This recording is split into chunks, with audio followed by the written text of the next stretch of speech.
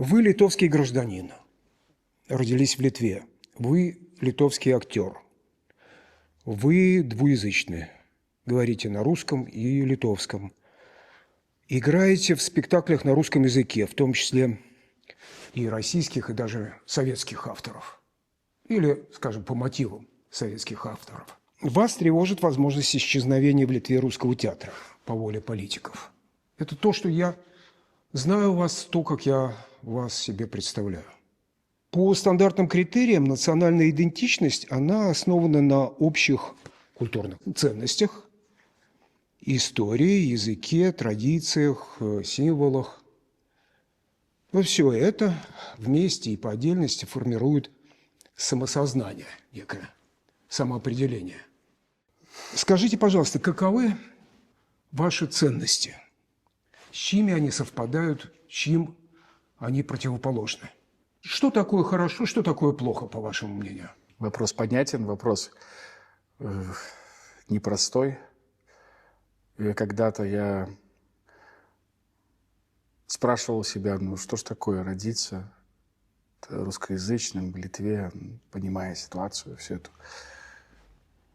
И сейчас я понимаю, что это большой подарок, как бы то ни было. Очень мне трудно сказать, что такое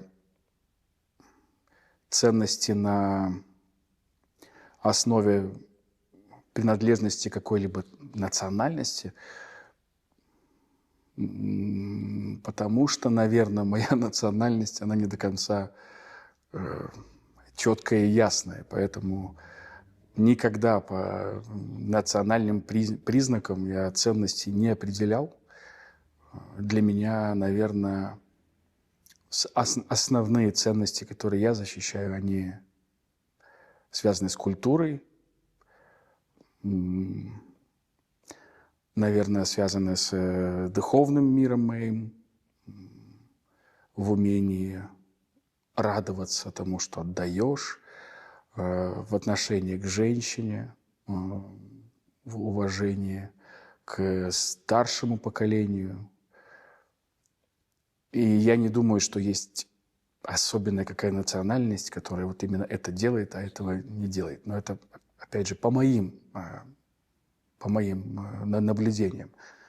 Я родился здесь и видел, как русскоязычные себя ведут по-разному, и как и поляки ведут себя по-разному. И всех их, по-моему, вот я отличал, как это, наверное, доброта сердца, отзывчивость какая-то, вот это на первых порах. А теперь вот как эстетическое какое-то удовольствие для себя я нахожу людей высококультурных, высокоорганизованных, которые с уважением могут общаться с другими, несмотря на то, что я говорю на другом языке и так далее. К сожалению, сейчас такое время в данной конкретной точке географической, что принять мою русскость для гражданина Литвы – это уже показатель определенной культуры все-таки. Потому что вы видите на просторах интернета, как потенциально меня люди называют, там, я не знаю, от Москолиса до Рускис. Тут далеко ходить не надо, даже на улице это бывает. Это вот люди, как бы мне кажется, низкой культуры. И вот это для меня не особо ценно, но я понимаю, что эти люди тоже есть. Скажите, пожалуйста, все же, культура, искусство, мировоззрение, какого народа или народов ближе вам, по духу своему? Я бы, наверное, ответил, что шотландцы. Это было бы так, потому что я мечтаю о шотландской юбке, уже о килте этом пресловутом, но не знаю, могу я его носить или нет, и шотландцы мне дадут по морде за это. Не знаю, с одной стороны, наверное, когда вы говорите о какой-то национальной черте, то это мы говорим о каких-то катастрофах, которые случились с этим народом, и от этого есть какая-то боязнь чего-то, боль, свободолюбие, наверное. А я очень люблю в моей стране и в гражданах этой страны, в литовцах. Я люблю их песни, литературу, как они одеваются. Люблю чувство стиля, люблю театр, люблю природу. Ну, это, наверное, не национальная черта, но тем не менее. Свободолюбие, оно, конечно, подразумевает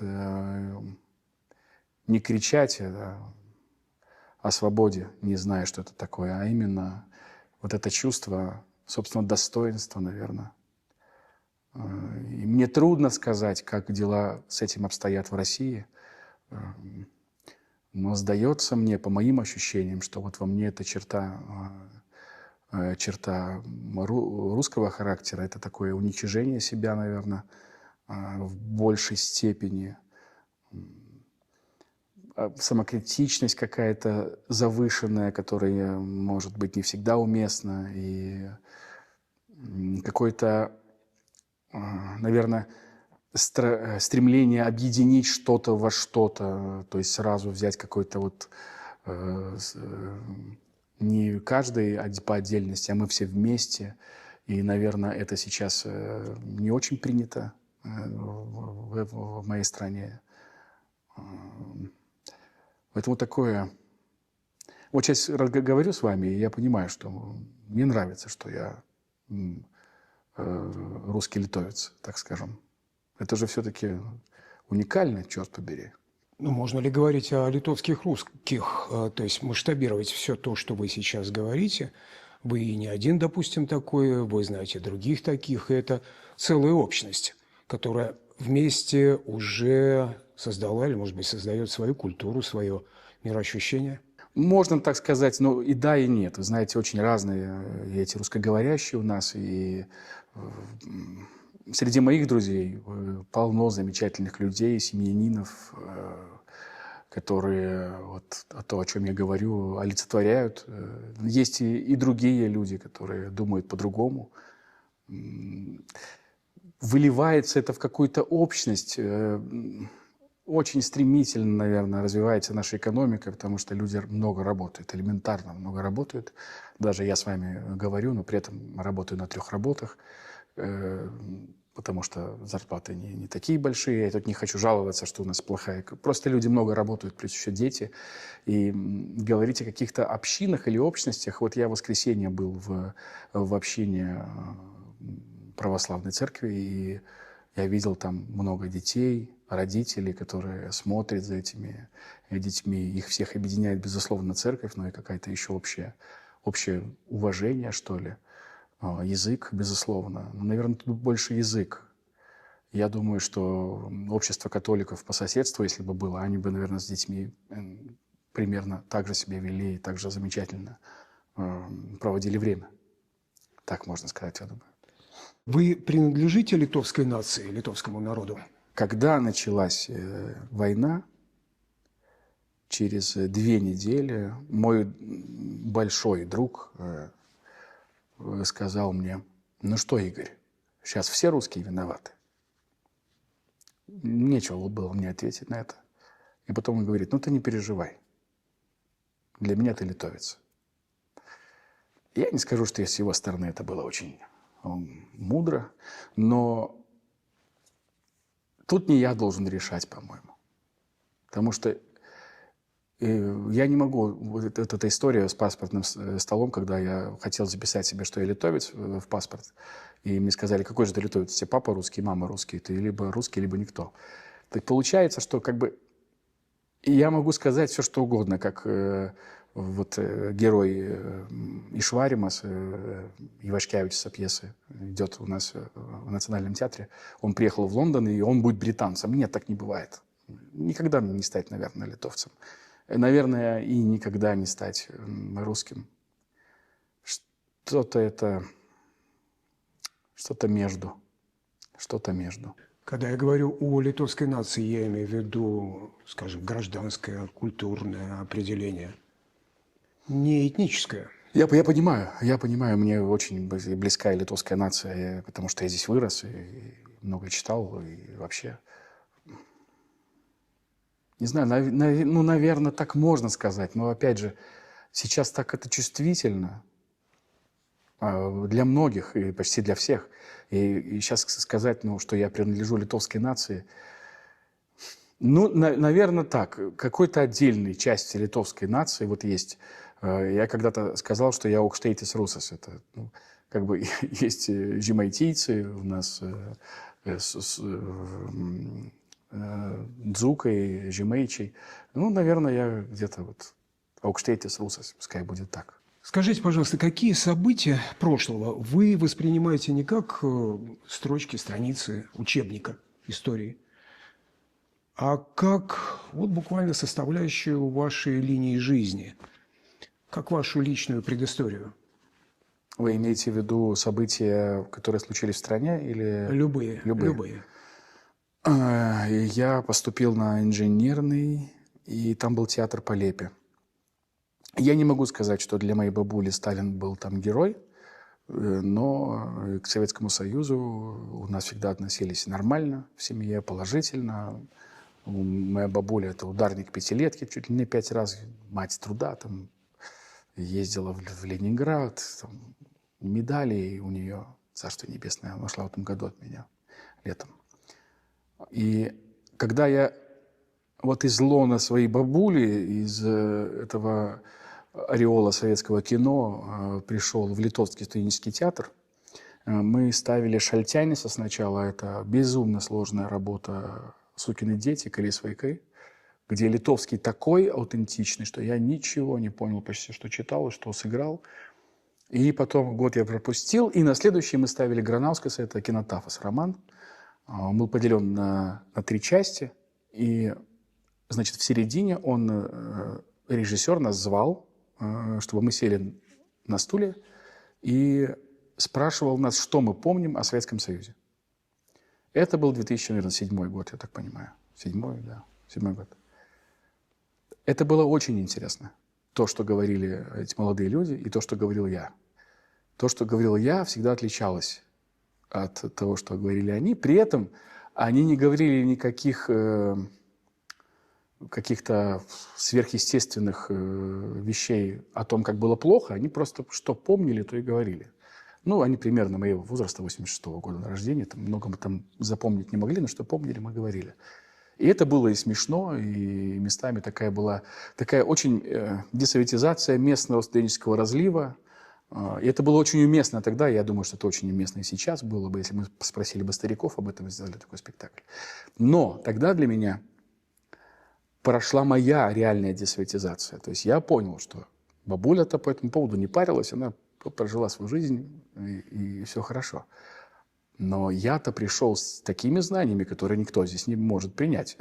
И они думают совсем по-другому. Совсем по-другому. Но они со мной разговаривают. И я тогда для себя решил, что раз моя бабуля в одной крайности, а мои коллеги в другой крайности, и я для себя тогда точно это определил, что правда где-то посередине. Ну, откуда же вы пришли? Я цепляюсь за слово, которое вы использовали. Да. Откуда вы пришли? Что позади вас? Вот эта дорога бабули, до бабули, да, прабабули. Ваше прошлое, ваша предыстория. Как вы ее знаете сейчас? Все по историям бабули. Это невероятно живой человек, какой-то горящие глаза до самого последнего момента. Может быть, последние 3-4 месяца она уже говорила, что ну хватит мне уже. Она все время повторяла вот эту вот фразу, которую я сейчас могу повторять. Игорь, мне всегда везло с людьми. Она прошла, конечно, и войну, 35-го года рождения, и у нее и братья были, всех похоронила, и все младшие ее называли мамой потом, потому что мама заболела воспалением легких, умерла ее, а отец, по-моему, то ли сгорел в доме, что там случилась большая трагедия, сейчас просто не могу так с пылу жару сказать. Вот, и Она много говорила про свои истории военные, как уходили немцы. Причем говорила историю одну, которая немцев как бы украшает, что шоколадку дал напоследок, и не знали, она отравлена или нет, и он попробовал, и как бы... И правда это все или нет, я до конца не знаю. Бабуля была рассказчица, конечно, еще та. Как она лежала в больнице возле магазина «Минск», бывшего Тутейки на кольце. И немцы уходили, подожгли больницу. Ее Васька как-то, она была с подвязанной ногой наверх. И, значит, и этот Васька ее, или как-то там, я не помню имя, помню, Васька, обмотал матрасом ее, выкинул через второй этаж из горящей больницы. И сам за ней прыгнул, сломал ногу. И они там как-то ползали к лодке, их как-то лодочник какой-то их перевез куда-то. И я это слушал и понимаю, что если бы не этот Васька, так меня бы тут в помине бы не было. Если бы он не вспомнил про эту Валентину Васильевну там. Можно сказать, это ваша память. Да. Память, переданная бабулей вам, а ее память, она складывается из ряда других, наверное, да? Да. Знаний, воспоминаний людей, ее родителей. То есть вы состоите сейчас вот из этого знания, которое есть память, знания о Литве. Тут, наверное, знаете, тут больше, наверное, какой-то код, вот именно такой лихой какой-то. У бабули была черта, она относилась к жизни серьезно, особенно когда был вопрос, вырастим ребенка или не вырастим, всегда был ответ «вырастим». Но было в ней какое-то лихачество, что ли, какая-то задорина, не относитесь ко всему, как будто вот ее судьба говорит о том, что как бы что надо к этому относиться серьезно. Вот это, наверное, самое главное, что я от нее получил. В этой самой памяти, которая передана ею, вашей мамой и другими, наверное, людьми, памяти о жизни, которая была предысторией вас, ну и, в общем, теперь уже часть вас, эта память. За что вы берете ответственность? Вы считаете, что да, вы чувствуете ее. Это на мне остается. Из прошлого, я имею в виду. Знаете, даже элементарные вещи, там, мама,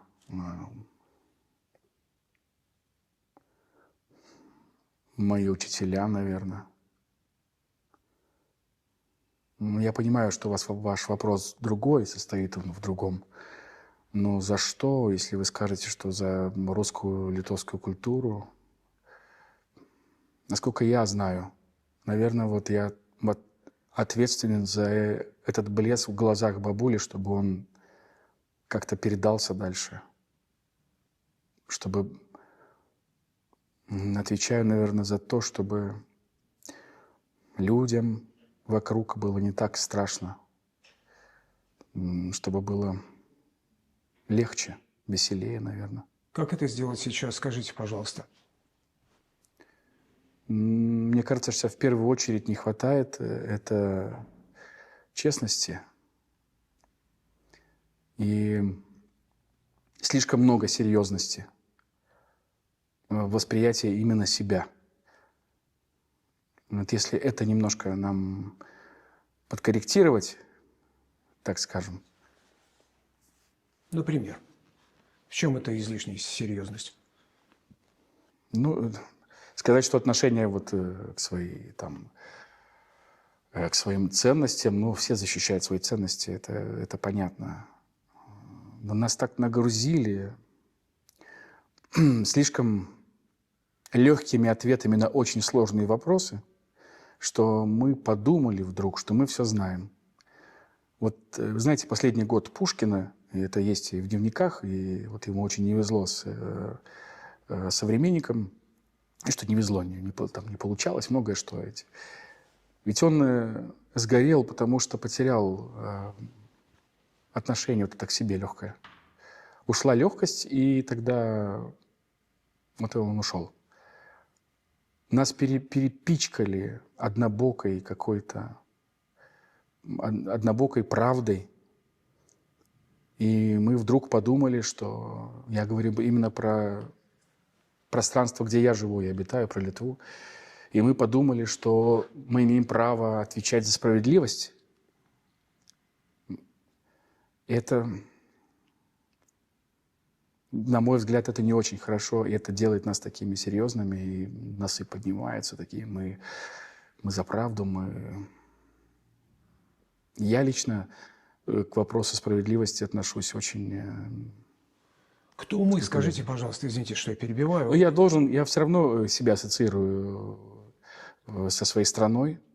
Я немножко вижу, что транслирует наше государственное телевидение и телевидение вообще, что читают, что немножко все равно это через меня как бы проходит.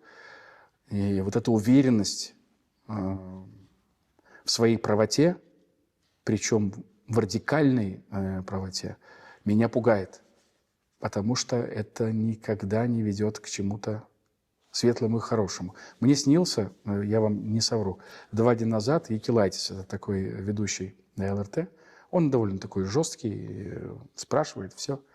И я ему прямо в прямом эфире, вот это был мой сон, он мне там тоже начал на мою русскость напирать, и я ему сказал: дайте мне микрофон, тот тон, который вы задаете, те правила игры, которые вы мне задали, я через 3 минуты сделаю из вас предателя Родины и ватника. Дайте мне микрофон просто. Это легко делается. С такой уверенностью не может правда идти. Так не бывает. Скажите, пожалуйста, какие символы, ну, может быть, образы, звуки, знаки вызывают у вас вот буквально мгновенное чувство «это я, это обо мне»? Что для вас является вот безусловным символом своего? Ничего не могу называть из государственных символов, к сожалению. Вообще ничего. Я понимаю, что это, наверное, надо, и понимаю, но вот во мне это не откликается.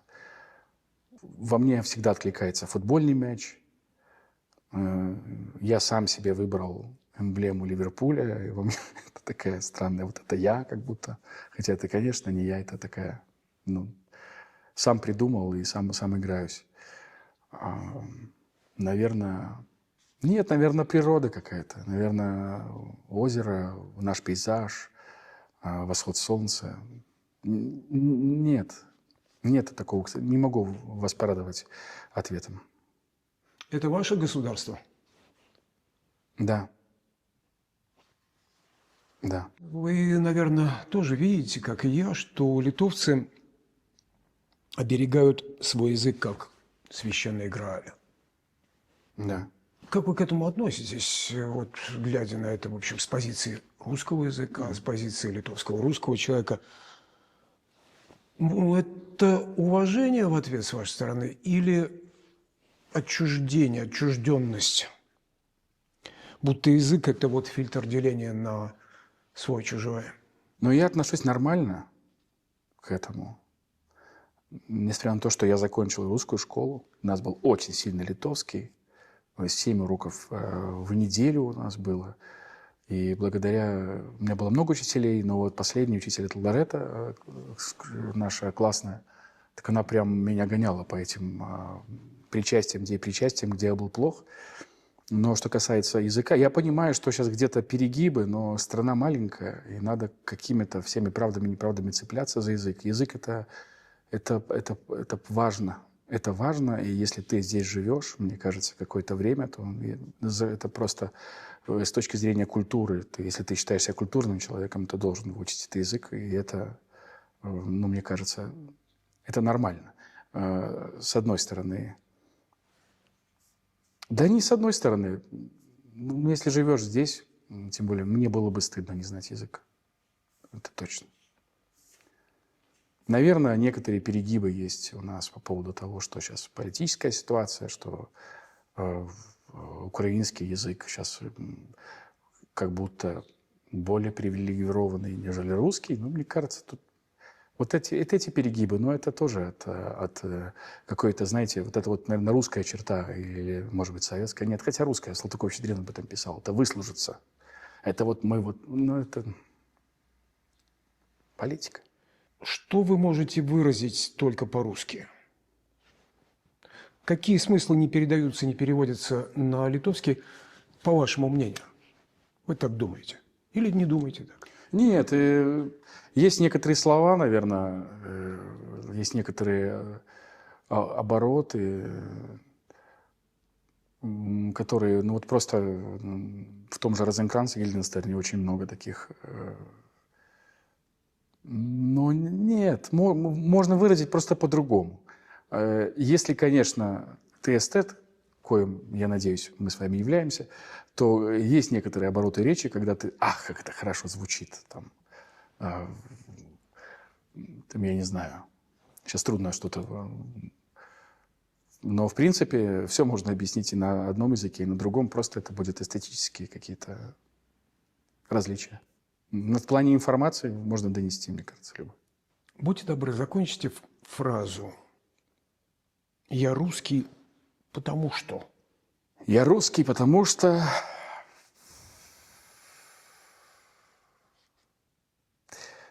Потому что, наверное, я могу... Ну, по Жванецкому, наверное, за 3 недели до зарплаты могу ее лишиться в каком-нибудь угаре. Могу всем все раздать, сам остаться с голой задницей. Могу, наверное, умереть за глупость какую-то.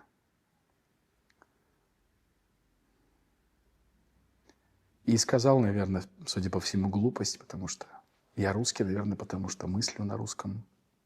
Такой трудный вопрос. Наверное, потому что мне нет нужды, наверное, защищать какую-то территорию или флаг. Хотя, наверное, если какой-то день придет, то, наверное, что-то придется защищать. Не дай бог, конечно, но... Не знаю, ответил ли вам. Скажите, пожалуйста, власть сакральна, с вашей точки зрения? Нет. Нет. То я скорее бы... Я бы, наверное, сказал, что сакральнее мой клозет, наверное, чем власть. Власть – это администрация общества. Я ее уважаю, конечно, но иногда не за что ее уважать. Иногда надо поругать. Иногда надо отреагировать на что-то, выйти и сказать, что вы не правы. И так далее. Нет, не сакрально. Нет. Вы поющий или читающий? Нет, я читающий. Потом поющий. Литовский народ, литовцы считаются, воспринимаются как поющий народ.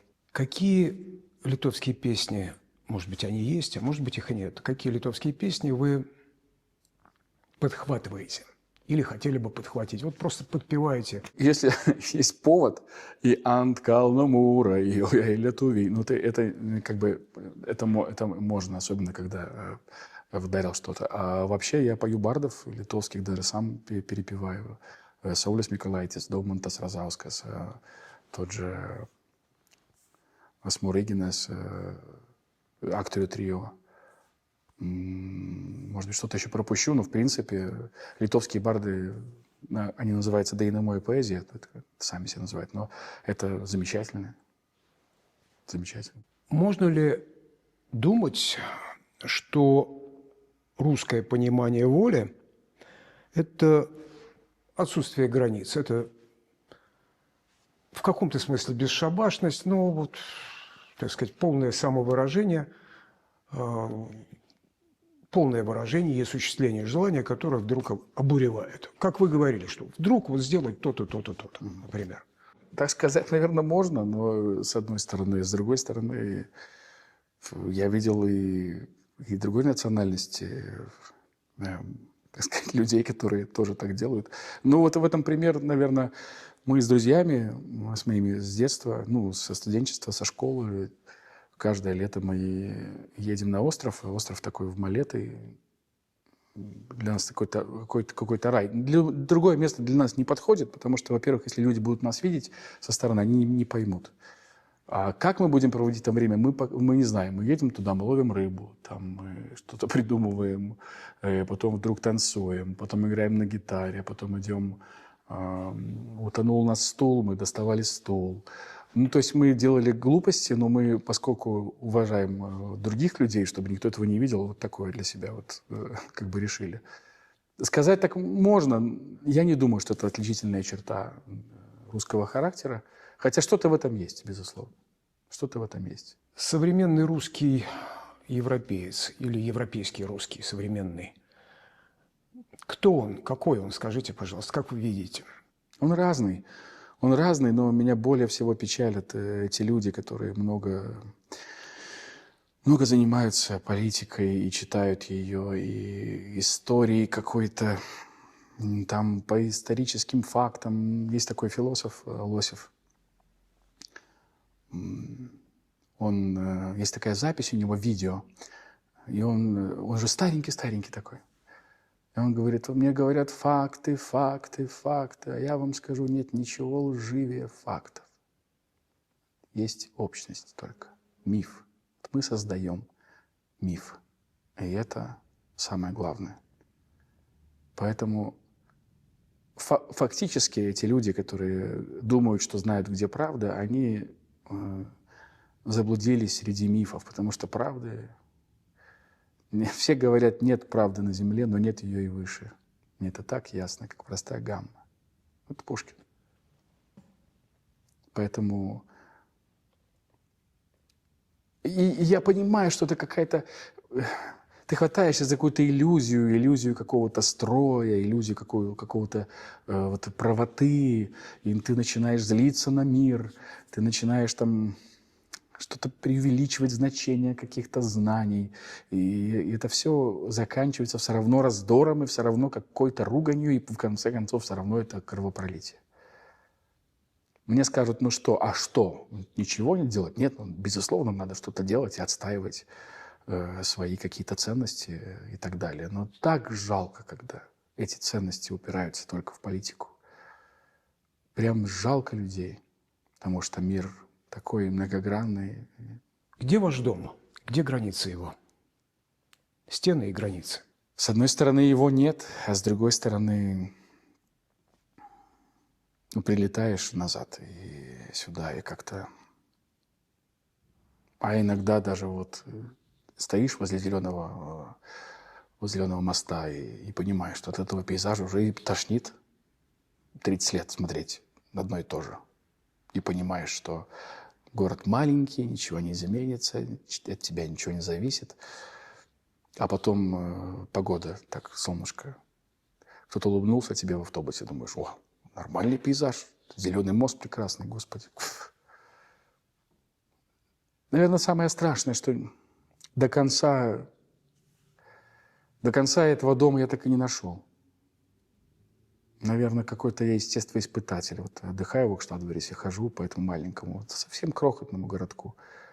И там натыкаюсь на такую женщину, которая торгует кибинай, а там она торгует всю жизнь, по-моему, сколько я ее... 20 лет езжу, 20 лет ее знаю. И она с тем же вот взглядом, там такая маленькая комнатка, входишь, и вот она там одна. И она так на тебя смотрит, такое ощущение, что она ждет своего какого-то моряка, который к ней вернется, но она никогда его не дождется, но она его ждет. Ну, какое тут ощущение дома? Вот просто какое-то наблюдение, наверное, и сосны, лес, озеро, река. Не знаю, нет того места, где, наверное, и, наверное, не будет. Наверное, не будет. Я могу вас обидеть сейчас, если скажу, что это все звучит, будто бы вы маленький человек. Нет, вы, конечно, меня не обидите. С одной стороны, конечно, маленький человек. В театре актер так вообще маленький человек, а в наше время так все люди... С одной стороны, все люди одинаковые, нам так говорят, а с другой стороны, как будто и нет. И маленький ли я человек? Не знаю, кажется, что только маленький человек и способен на большие поступки. Что вам сейчас каждый день, может быть, даже приходится защищать? Себя. Себя в первую очередь. Себя кого? Ну, мой образ жизни, наверное. Ну, будет грубо сказано, но, наверное, я привык работать в театре. И я люблю это дело. Я люблю своих коллег, стариков. Наверное, я защищаю в первую очередь свой образ жизни, и я стараюсь защищать достоинство своей страны, в которой вижу много грехов. В том числе меня очень беспокоит наше отношение к пожилым людям. Для меня просто это какой-то... Я не понимаю, как можно видеть свое будущее, если ты не уважаешь людей в возрасте, какие бы они ни были. Даже вот на собрании в Министерстве культуры наш руководитель сказал, что большая проблема есть в Литовском театре – это наши пенсионеры, потому что они получают и пенсию, и зарплату. Господи, какая там зарплата, во-первых. Во-вторых, какая пенсия? А пенсия ими честно заработанная. Ну, как бы это даже говорить, тут даже комментировать нечего. И ведь это не какая-то единица, которая вдруг сказала, что, ну, старики, как бы подвиньтесь. Нет, это прям какое-то... Я это прям ощущаю вот на уровне тела. Меня это очень беспокоит. Это, наверное, был голос машины. Может быть. Или там вот какие-то собрания были там на Синюни, что молодой человек говорит старому: это мне тут жить, подвинься ты. А ему что, уже умереть, что ли? Что мы сделали такого не так и когда? Что вот так надо относиться к пожилым людям. Мы же все будем там, ну, если доживем, конечно. Вы сейчас видите, я бы сказал, такой тихий уголок, где вы проведете старость? Нет. Мне кажется, что я вообще плохо кончу. Довольно. Ну, может, не так скоро, как вам говорю, но не вижу, нет. Видите, наверное, эта черта не совсем скандинавски настроенного человека. Я, может быть, слишком мало откладываю и вообще не откладываю. И как бы это сам виноват, как бы, можно так сказать. Но не вижу, нет. Безусловно, его нет.